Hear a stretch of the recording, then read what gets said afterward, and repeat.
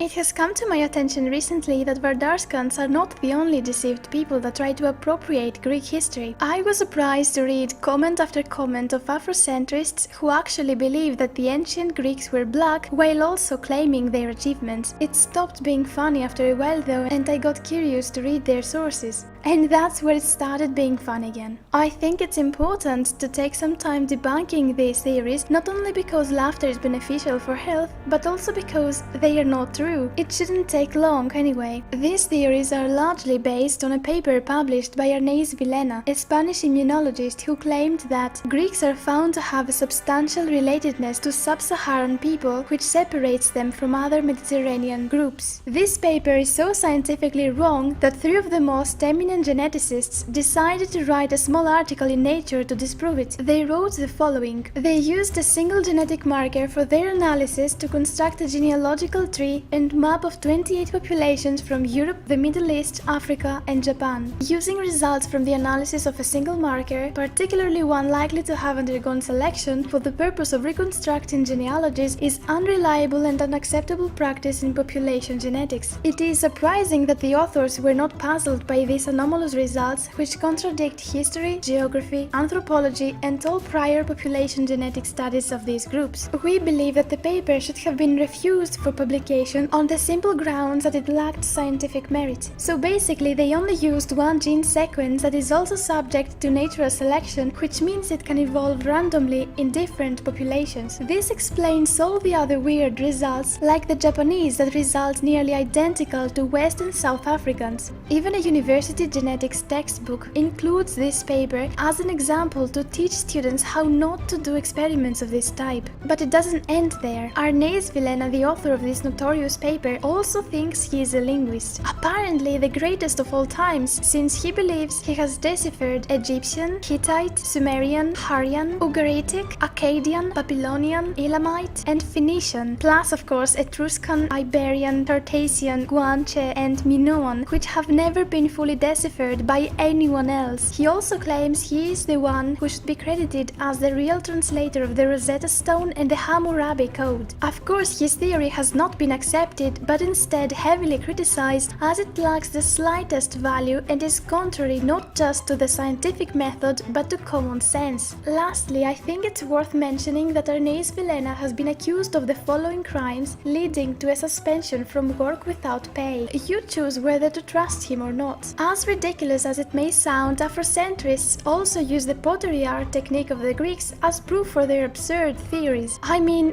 Greeks were black just like the Indians were blue and the Chinese were red. Jokes aside, there were some conventions in Greek pottery art depending on where and when it was made, such as white for female flesh, black for male. Do you know how Greeks represented actual black people?